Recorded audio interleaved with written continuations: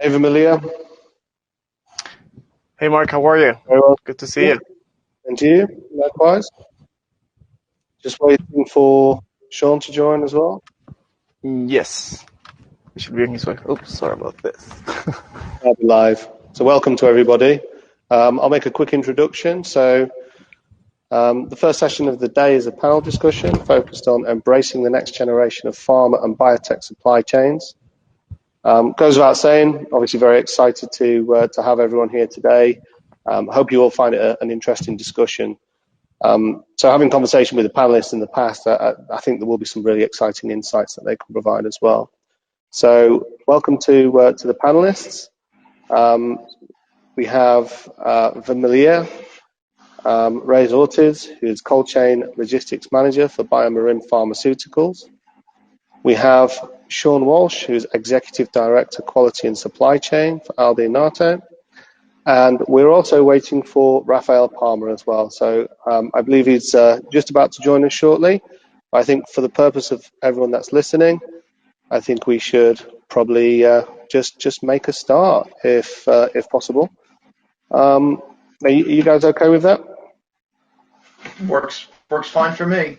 Yeah, well, yeah, me too. Fantastic.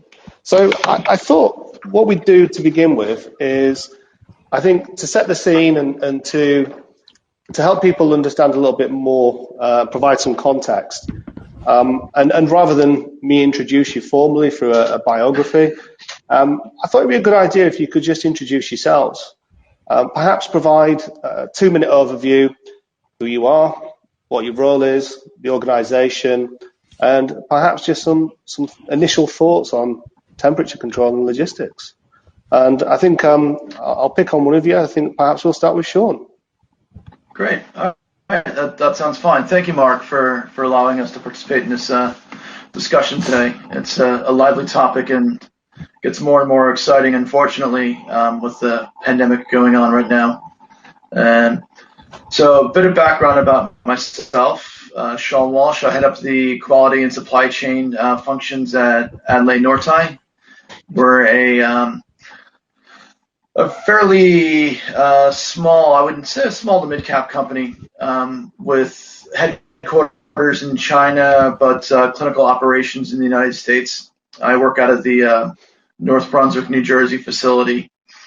Again, a virtual company, so a lot of our activities all rely on contract manufacturing partners to do all of our activities, and we'll go into more detail on the fun of those types of relationships as we talk throughout the hour. A bit about my background. I've been in the industry for over 25 years, working both small and large pharma, both on the small molecule side and on the large molecule side. From a cold chain perspective, I've worked with products that are at minus 80 cold chain up through room temperature products. So running the full gambit of minus 80, minus 20, 2 to 8, and room temperature products. I think that about covers it from the brief standpoint, so I'll let Villemir go ahead and introduce himself as well. Fantastic, thank you. Over to you, Vermilia. Yeah, sure. So I do not have as much experience as Sean has. I've been working on this on supply chain for only maybe three years. But before this, I was doing process validation and quality and compliance, which is one of the reasons why my team recruited me to supply chain. And so I work at BioMarin. It's a company that specializes in rare diseases. And so very grateful to work there and to be part of the supply chain now, because I'm so close to the patient and to that delivery, that last mile is very satisfying. To be this close to the patient on this area. This is one of the things that I appreciate the most about being in supply chain. I work also, like Sean, I have experience with small molecule and biologics, from sachets to syringes to pre-filled syringes, vials, all temperature ranges as well, 2 to 8, and 15 to 25, minus 80, below minus 80. What else? I'm of course, my position. I do cold chain logistics, manager of cold chain logistics, and I work in the part from choosing which shipper is going to be used for the product once we obtain the specification from the formulation group in the company, to all the way to working with the validation team, making sure is the correct, and the vendor, right? Obtain the operational qualification, then the validation with our team, or qualification, because as you can see from PDT, right, you cannot really validate a shipping process because you don't have control over it. So you qualify it. And so all the way with the logistics, working with the vendors, working with the freight forwarders, working with the storage houses, distribution centers, and all the documentation that goes in between there until the patient finally gets the process, the product, which is and of course trying to make sure that the quality of the product is not affected through the whole process from the time it is manufactured and you obtain your finished good to all the way when it's finally administered to the patient, which is the most important part, right? So yeah, I'm here to help you guys and to provide any insight that we can. Fantastic. Well, before we jump into the questions, thank you very much for sharing your backstory. Obviously, a hell of a lot of experience there, which is great, and will certainly drive some good insights from the discussion. I just wanted to just let the audience know this session is designed to be interactive, so I've got a series of questions I'm going to ask them both, and Raphael when he joins as well.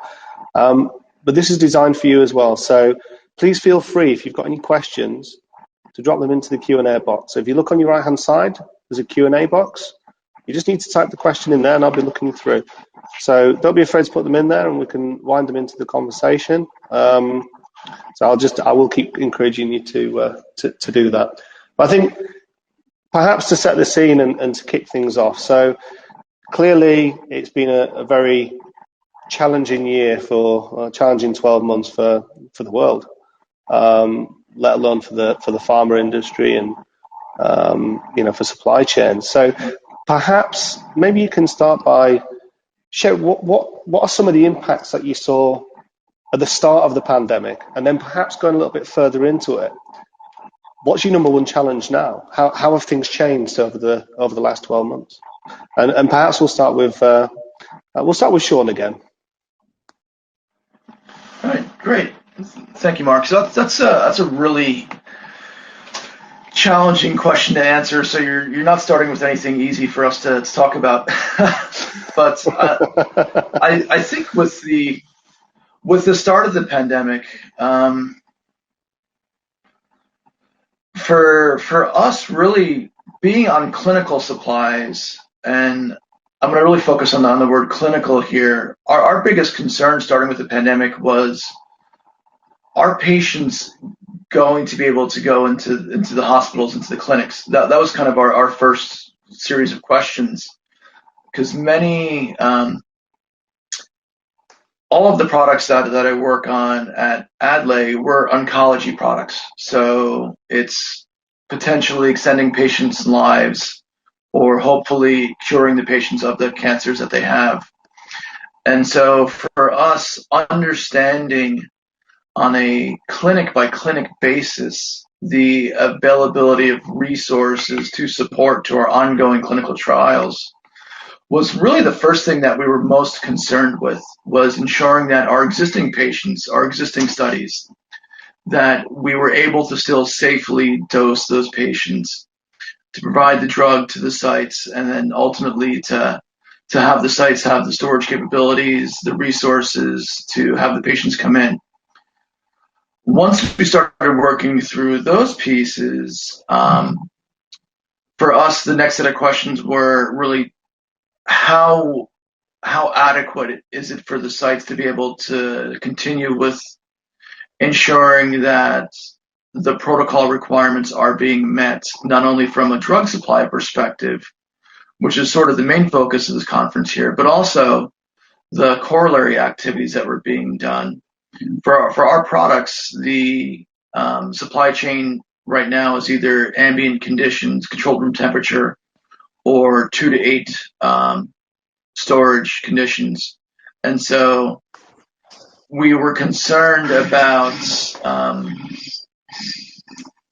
being able to maintain those supply chains up front, ensuring that we had a continuous supply of those qualified shippers that we were using, as well as making sure that the sites still had personnel to even go in and monitor the refrigerators to make sure that they were still at 2 to 8 degrees on a daily basis. However, the sites were monitoring either automatically or going old school with the manual process of somebody looking at the refrigerator each day and making sure that the temperature was being properly monitored and maintained. So that was sort of our initial concerns there. As the pandemic evolved and we started to understand what sites were allowing for more, in some cases sites weren't even allowing for studies to open up, or to enroll new patients. So that's something we had to look at, and so to modify our clinical supplies forecasting there to make sure we weren't having too much drug ready for a certain study when we could hold off on labeling and packaging that for a different study. And then as the pandemic progressed further and further, it became more of a question of, are we going to have continued supplies for our -80 patient samples coming out of the studies? So we take samples from the patients, biopsies, tumor, normal tissue samples, slides that we ship off to our central laboratories. So we kind of evolved from sort of the upfront, are we able to supply drugs to sites and maintain the drug, and then followed on as the pandemic progressed and vaccinations started to become available to different countries, what was the impact to us on a -80 shipping capabilities, since several of the vaccines that are currently available are -80 cold chain. So we've been fortunate in the fact that, touch wood, we've had very limited impact from the supplies perspective, both on the drug supply and on the patient's materials post dosing. But where we see the biggest really impact to us has been in the resources, both internally and with our partners, and with the actual clinical sites and the shipments from the clinical sites back to the central laboratories. So it's kind of a very broad, long answer, but it depends on where we were in the pandemic. And so, Vilmir, I don't know if you've had similar situations with your activities. Yeah, definitely. We're touching a bunch of really good points. I think it's something funny that the pandemic brought was like, I bet all of you noticed, like CNN, all news media. Once the pandemic started, the supply chain word or phrase started sounding a lot, like supply chain. Like, it's funny because I switched from process validation to supply chain, and everyone was wondering why. And then they hear this all the time, and I was like, I told you, like, this is really important. Yeah. And the thing is, like, supply chain never stopped, right? And you can see it with I mean, people. It actually increased, right? Because people couldn't leave their houses, so you could see it in Amazon. Not doing any promotions here, but Amazon, USPS, all the supply chains needed. However, we were short in staff because the staff was not allowed to be on site. You know, you have your distribution houses, you have your FedEx people, your Amazon people. Everyone has to be separated, far away. The shift switch a lot, and so if you have higher influx of packages, right, or shipments, and this includes the medications we work with, but you have to decrease your number of staff, you're going to definitely cause a bottleneck. And that was the main issue for us. Very significant. I mean, I have to say that our freight forwarders did a great job making sure the medications went to the patients. And I'm in the commercial side, right? I'm not clinical. Sometimes commercial can be less controlled, right? I think in clinical you have to watch closer, and so so that definitely brought a bunch of delays, higher risk of error. You have I would say that more fatigue for people because they are working their shift, less people, more work. And so that definitely increases the chances for errors. And in a GMP environment, you have to open more deviations and things like that too, because you have to capture everything on record, right? So that was definitely the short-term staff. That will be reflected on everything because all manufacturing companies. Then if you have less people, you have less shippers to be manufactured. You might run out of your containers that you. So availability for we call them shippers. People call it container boxes. However, that your tertiary packaging material. You run out of those because there's less people manufacturing them, right? Or there's less people distributing them. So that was definitely the big impact during the pandemic. Once the pandemic, it's kind of getting better, right? The situation. Then we were all afraid. Not afraid, but I think that's a good way to put it, kind of comically, of the distribution of the vaccines, because now everyone is competing with the distribution of vaccination, right? If you have products that you have to distribute at -80 or dry ice, then you're competing with Pfizer and Moderna. If you have product that you need to distribute at 2 to 8, you're competing with Johnson and Johnson vaccination, right? AstraZeneca. And the thing is that they are priority, literally, they are world priority. So your little package from your company is not as relevant as that one, right? And so you have to have those connections with your freight forwarder. You have to rely a lot on your freight forwarder and their abilities to connect and bring your product forward, and cause less delays. If you ship anything with FedEx, for example, I have to say that their 24-hour delivery might not be 24-hour delivery, and because they are also distributing these things, right? And so in summary, during the pandemic, the decrease of staff due to pandemic measures and social distancing was reflected in every single stage down the line of the supply chain. And now our main situation or concern that we're dealing with is the competition of, like, we trying to save people literally with our medications, and the rest of the world trying to be safe with the vaccine. So the distribution of that is causing some issues and some delays. And then that's how you have to choose a good shipper that you can trust, and a good freight forwarder, and a good distribution center, so that in any of these situations you can still run and your patients can still receive their dose on time. Again, that was an elaborated answer, as Sean, but I think good points to bring up. Yeah. Yeah, and Perfect. so Thank you very much. You actually brought up a really good point there.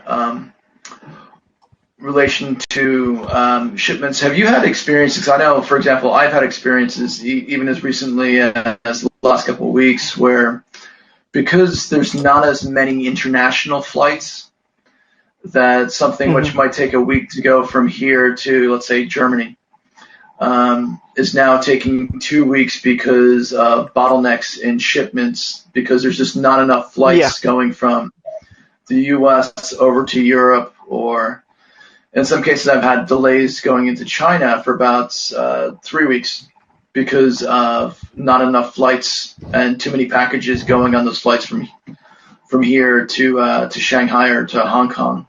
Have you had experiences similar to that? Yeah.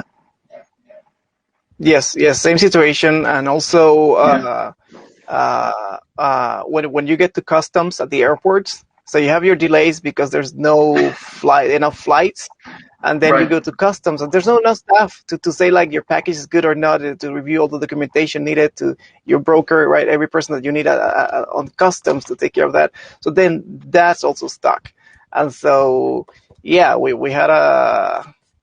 some interesting scenarios due to unavailability of flights, but again, I have to say that our freight forwarders have done such an amazing job. But yeah, definitely you can see some delays due to airplanes availability and customs. Yeah. Like customs is most definitely international.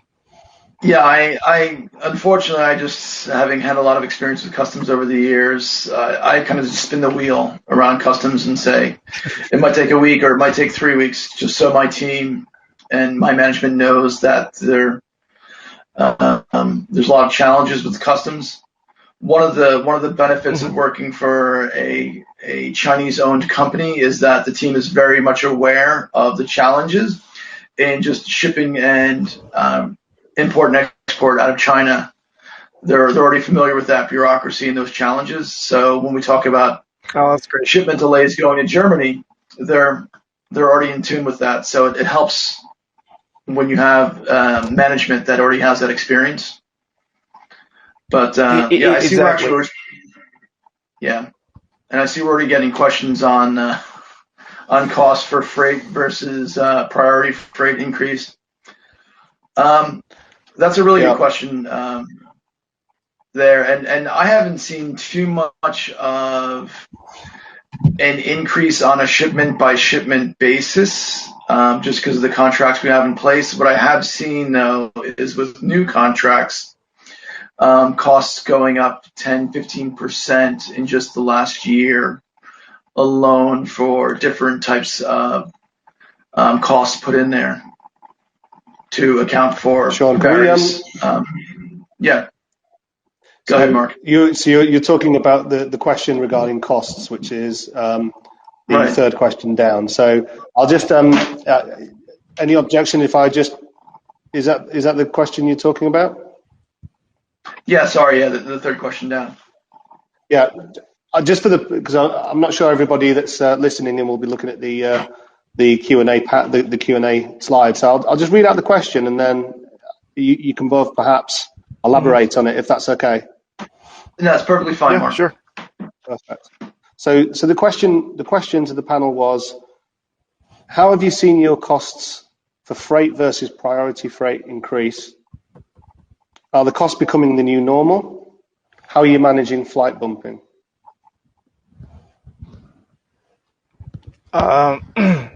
They definitely higher cost because of all the measurements. I don't want to share specific costs because every company has different deals, and I don't want to share specifically.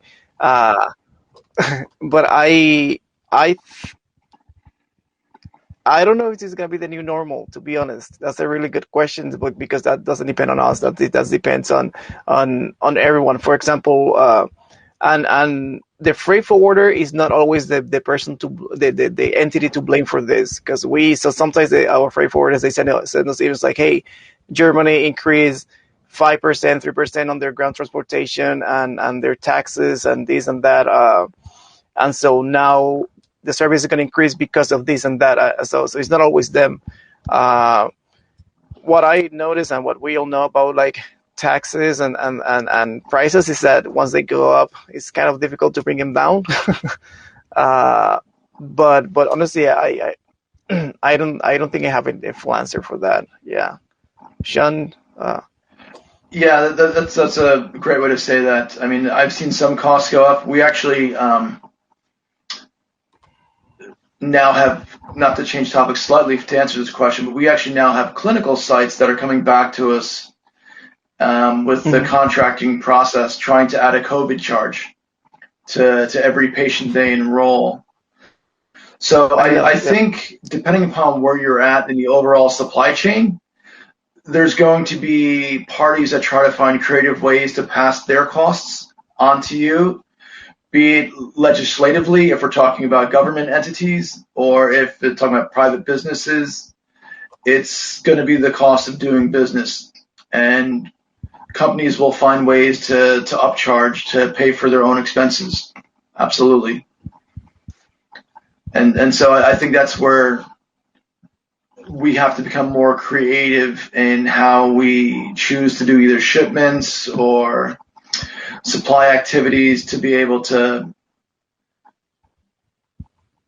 kind of normalize those costs or to distribute them out to different projects if we're, having one batch of material being used across different studies, those kind of things. But to Bill Mayr's point, I think it's only get more and more expensive, and costs are probably not going to go down, unfortunately.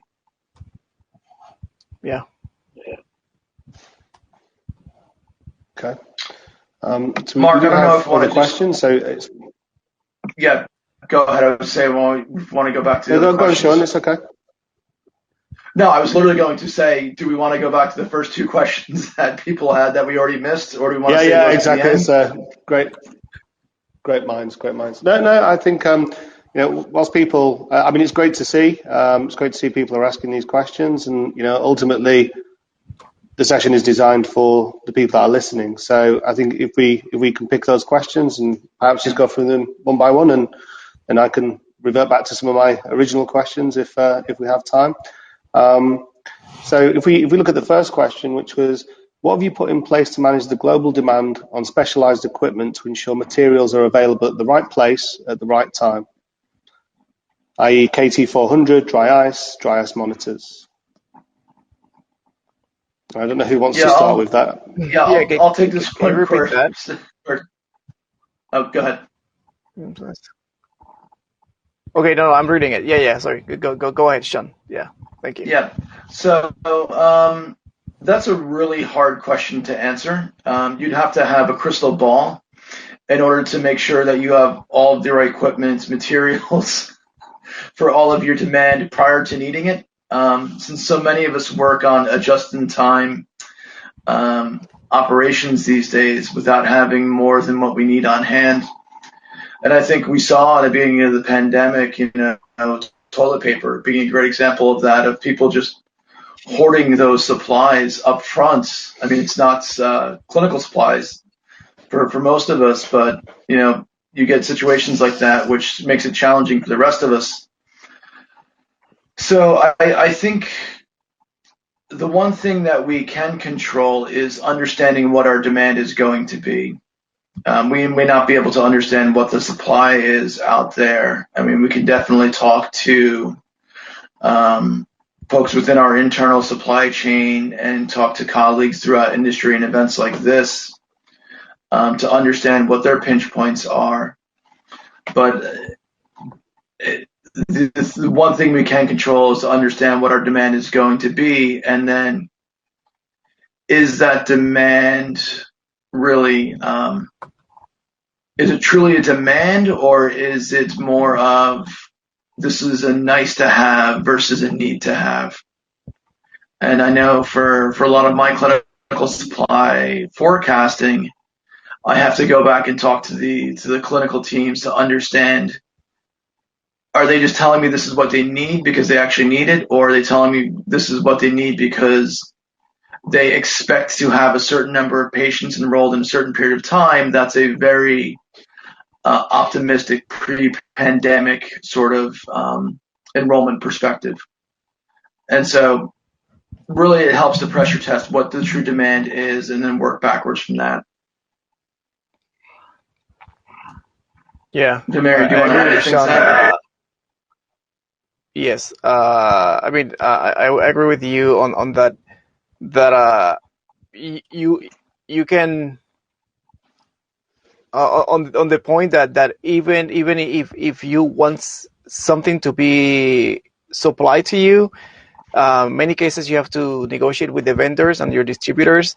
And if you're not able to provide them a number of patients that you have calculated of this is how many doses we need, this is what we will need, etc., they will not have the ground or the strong base to provide it to you. They cannot just say, oh, you need this here? Sure, we'll have it there. And then if you don't use it, then there is their loss. So every single vendor and provider will be studying the market and watching the market closely, and every one of their clients that comes with hard numbers to provide them. If you are not able to provide those hard numbers, they will be like, let me just go with this other person or this other location that they will need it, because I'm sure that they will have this main number of patients. So I think, Sean, that's a great point. Another thing that I will say to this question is like, do your own gap assessment always. Like try to draw a little map. This is my product. This is my point A. I want to drive it to point B. Do I know all the single points where this is going to go? Do I know every single stop, where it's going to stop, for how long it's going to stop? And then implement. If there's a point where you lose traceability of your product or your materials or the things that need to do, for example, replenishing dry ice, then you want to talk to your freight forwarder to see if they can assure you that they can replenish dry ice at that stop, right? So I would recommend close conversation with your freight forwarders. Dry ice monitors, we always do dry ice monitoring, because that's what guarantees that that transport temperatures are acceptable all the way to your transport. And and any kind of monitoring that you can do. Some people do, GPS monitoring, but definitely, my main point will be do your little map, or your big map, however you want to call it, and try to identify every single point when your product is on the ground, on air, on stop, how long it's going to be there, and check also the qualification of your container, of your shipper. Check if you think it's going to exceed it, then when it has to be exchanged or replaced. If you're using PCM, if you need to refrigerate it, make sure your conversation with whoever is managing your product transportation is clear on what are the special directions that your product needs, and that will guarantee quality of your product through the whole process. But again, gap assessment, and try to calculate your numbers. That will give you a strong base for your conversation, because this is also a matter of a conversation, not just a matter of like, I want this to be here at this time, because they are not. Yeah, that cannot always be done. Yeah, absolutely. And one of the things too that you can control is, how many options you have available. And so one of the things that we've done with our temperature monitoring at -80 is we've utilized more than one temperature monitoring device technology, such that if we didn't have enough of one type of temperature monitor, we could always use our backup strategy. And we've qualified more than one device to be able to be used for temperature monitoring at -80. We typically use dry ice for our -80 shipments, so we don't try anything differently than that. So that's a risk that we take, only utilizing dry ice, but it works. And we've had to delay shipments and not having dry ice quantities that we needed to have on hand, but that's something we're like Vladimir said, understanding your whole process and understanding each of the locations and stops within that process helps to avoid or mitigate any risks you might have by not having all the right materials at the right time. Yeah, to another great point, Sean. Using more than one monitoring system, that's very smart strategy. And even if you cannot use two systems, maybe if you just have like two, let's call it Sensitech Temtails, if you can drop two in the container, that might save your product, because sometimes one of them fails and you cannot download the data, or someone forgot to turn it on. Right? And so if you have the other one, you can see like, hey, this one didn't work, but the other one worked, so it's fine. And the cost of the temperature monitor will be worth you saving that product. so it's worth the risk is not worth it, just buying another one to make sure you can back up that. You were saying something else. Oh yeah, dry ice. Dry ice it's the most common use for cold temperatures. Something I will say that people might want to keep in mind is lower limits of temperature. Sometimes the specification of your product says like, don't go below -80, don't go minus 85. if your company is trying to make you ship something that doesn't go minus 80, I suggest you start a fight because Yeah. The sublimation temperature of dry ice itself is minus 78.5, and product going below minus 80 is very common. And so during shipments, you can read minus 85 in winter. Sometimes depending on the shipper, you can read a minus 90. And so if the specification of your product does not support that, you need to talk to your quality team and your formulation team and make sure your product is okay at those temperatures, or have some sort of memo, some sort of letter. Because if you're shipping dry ice, you cannot rely on a lower temperature. I mean, if it has one, make sure it is around like minus 90 or something like that, because it's very common for a shipment. Literally, you can just leave your shipper or your container standing on a warehouse in dry ice, and something will happen, and it will go like to minus 82, minus 85. So that's just another piece of information that might save your day at some point. So watch your lower limits of temperature, because this is also what has happened with the Pfizer. I don't know, many people saw that the dry ice shipments of the Pfizer vaccine, I think it reached minus 92 or something like that, was in the news. And then they were having issues. Why? Because they had established a lower limit. The dry ice went below that limit, and then they can't distribute. And I bet there's nothing wrong with the product, but they don't have the data. So make sure your company has the stability data to support temperatures below minus 90 or something like that. So keep that in mind. You'll thank me later.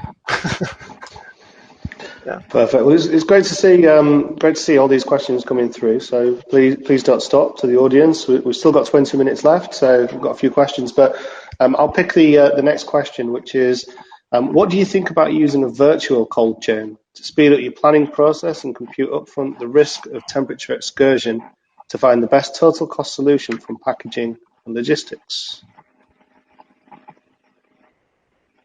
You want to start with that, Sean?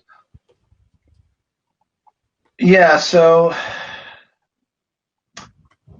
I'm a big proponent of always mapping things out before you do it. And so the word that kind of throws me off in that is actual upfront.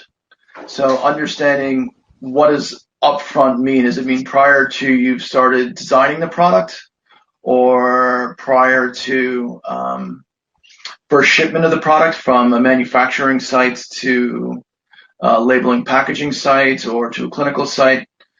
So I think it's important from a process perspective to understand what it is you want to do very early on in your development, even before you're first in humans.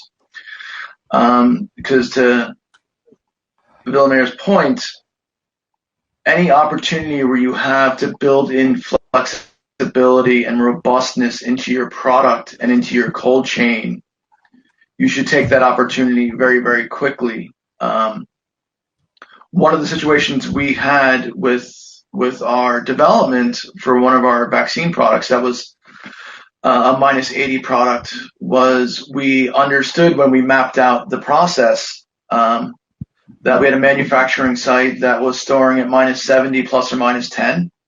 We had stability chambers that were storing the product at minus 75 plus or minus, I think it was plus 10, so minus 65 to like minus 82 or some bizarre range in there. Forgive me for not having the numbers in front of me. So what we had to do was we had to basically reverse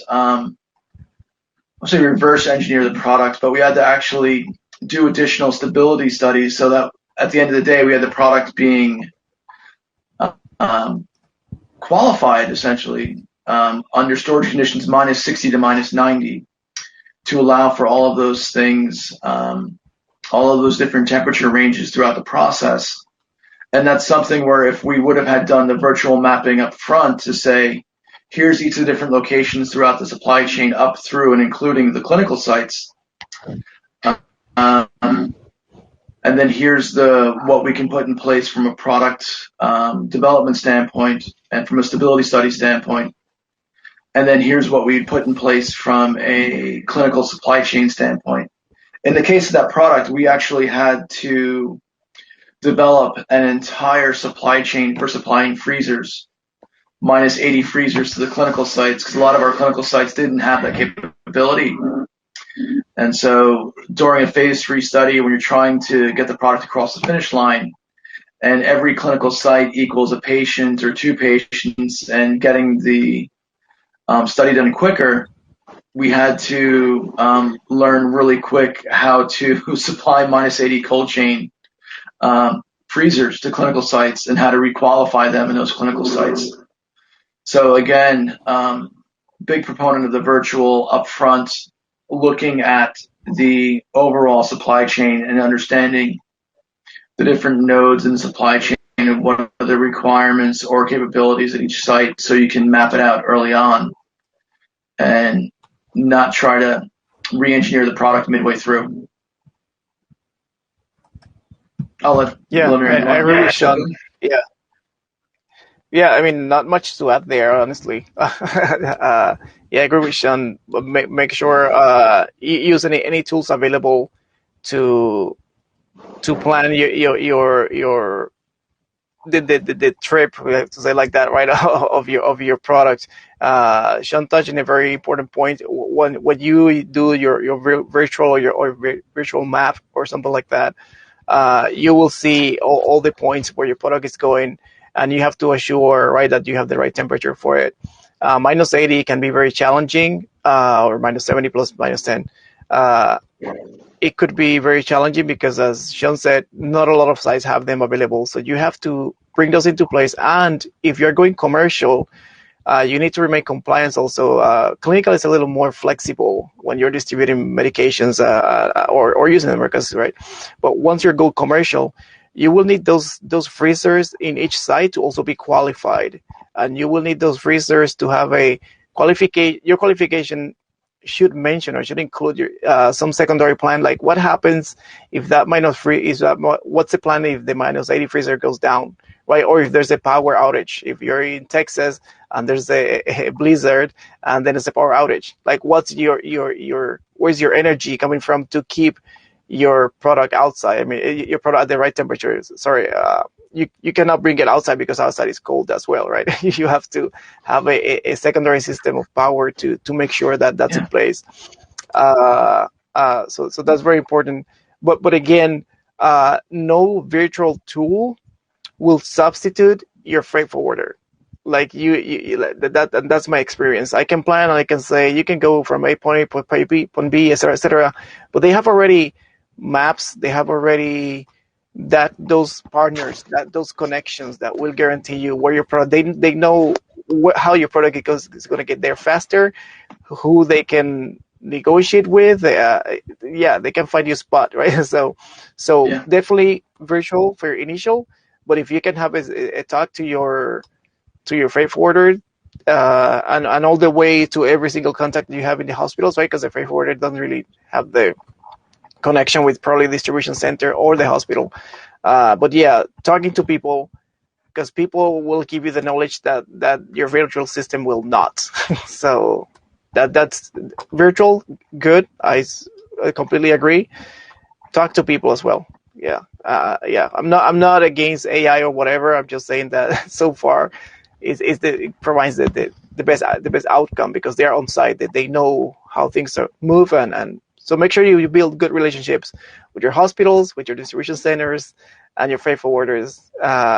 That will mean all for your supply chain. Yeah. Perfect. We still have more questions from the audience. We've got about 13 minutes left, but I had my own set of questions as well. So I'd quite like to ask a question, if that's okay. So what are the biggest challenges of transporting temperature-sensitive products across widely contrasting geographical locations?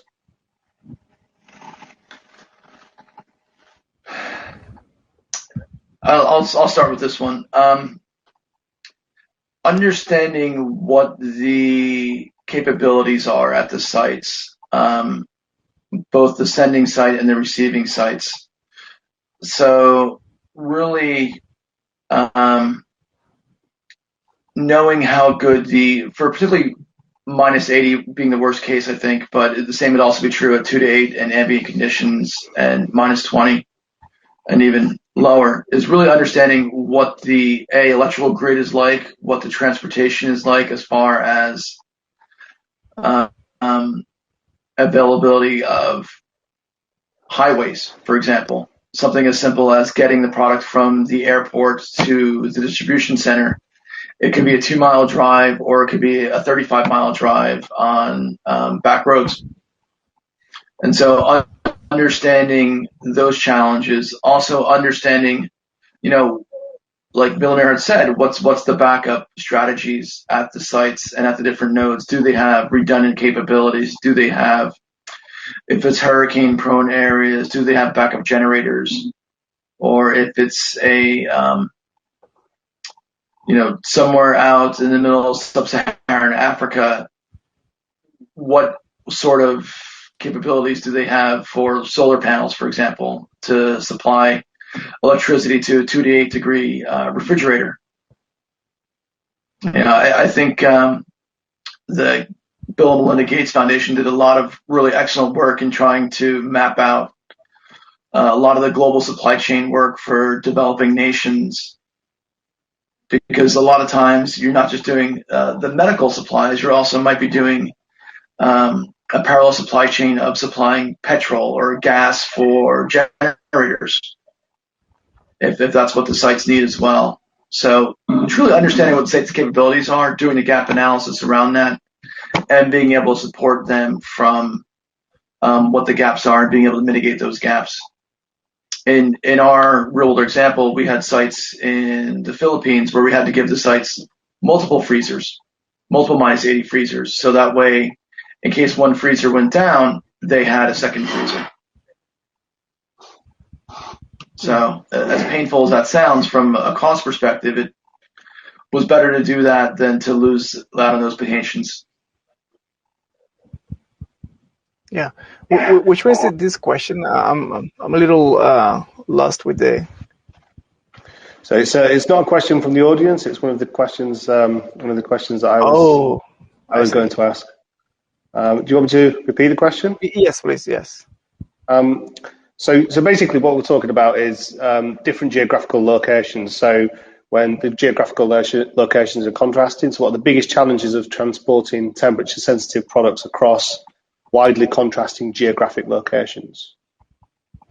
Okay, yeah, I don't have much to add, but besides what Sean said, yeah, yeah, make sure because people like Bill Gates Foundation have done a lot of good things. I also read this was a long time ago on I think it was NPR, that they were saying that they were using like phone towers, like AT&T phone towers in other countries or something like that. So to use that electricity to provide those towers, provide electricity to little fridges close to the location, and then keep just medication there, only for medicines, right? So some countries have to go to extreme measures to get there. But yeah, again, talk to every single stop of your product and make sure they have the right equipment in place. Yeah.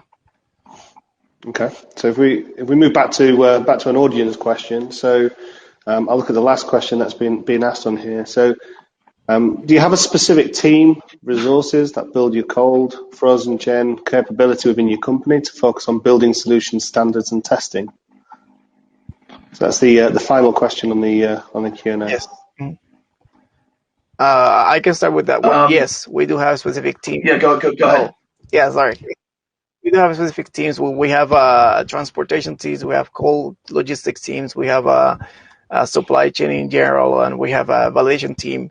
Yeah, every team is going to be looking at every single stage and making sure it goes well. The important part here is like standards, solution standards, and testing. For solution standards, in terms of if you're talking about your package, right, your shipper, you do want to standardize as much as possible. If you can standardize it, that will simplify things. That will simplify every SOP a lot. However, if you want to if your CMO, let's say, is in Switzerland, Germany, another country, and they might not have your shipper available, so you will have to see what they have and what you can work with, and that will definitely speed things up, because if you order, you tell them like, no, I need you to use my container, they'll be like, you cannot even get this here, right? So see what they have, and then but standardizing is definitely good.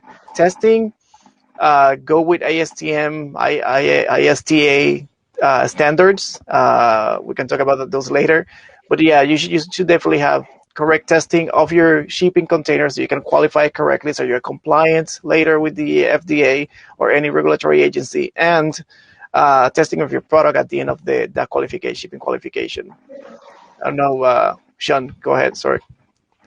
Yeah, no, I think you did a great job answering the question. Just to add a little caveat to that, at Adlai, you're pretty much all looking at our supply chain engineering. What was the other thing? Cold chain, logistics. I'm it for my company, so I leverage a lot of the activities that are done by our third parties, both on the freight forwarder and on the courier and on the clinical labeling and packager, ensuring that they do have qualified systems and shippers that we're using for clinical activities. And as we move our programs forward in development, we'll be utilizing additional third-party resources to support those independent qualification activities that we'll do to support commercialization. But if you're a small company like us, there are third-party companies that can support you. And obviously, your existing partners should have data available to support your cold chain capabilities, even if it's -80. They should have that qualification data to support you. Yeah, correct. Yeah, you use as much data from the vendors as you can, so you can justify why you're using your solution, why you're using that solution for that temperature range. They should be able to give you a temperature range and a duration, as well as some sort of like robustness of integrity of the package through drop shock vibration qualification. Yeah. And then, yeah. I would like to address the question prior to that from George Matthews. Yes, it says about like using an SOP with the white glove service providers. I will say yes. We tend to do that. It's better because we are a manufacturing company. We're not a distribution company. They are the distribution company. They know how to do this. We just need to give them the how it needs to be managed, like from Incoterms all the way to the broker and all the way to how the shipment has to be managed, and they will know how to bring it from point A to point B. They have been doing this for years. They know how to do it. We know how to manufacture. They know how to distribute. So let them drive the process of the SOP, the routing SOP. Yeah. It's worth the cost. Believe me, I've seen companies, not minor, but I've seen people trying to deliver on their own, and they have the packages stuck for weeks or months, literally, at some places because they cannot even pass customs. So yeah, white glove service SOP. Yeah, I have nothing to add to that. I completely agree with everything that was just said. Well, I think that almost sums up the session. So thank you to you guys, and thank you to the audience as well for asking these questions. I think the final question from me, and we started with quite a broad question, and perhaps this is again quite broad, but if you were to go back to the start of the pandemic, what advice would you give yourself?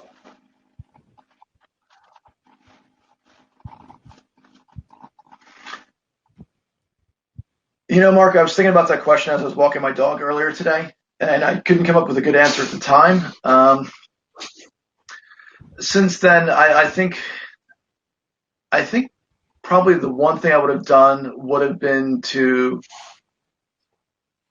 bring additional support online at the beginning of the pandemic, because a lot of what we've had to do is just confirm and reconfirm with our partners early and often, as far as the assumptions that we've made from a timing perspective, from a cost perspective in some cases, to make sure that we're able to meet our milestones.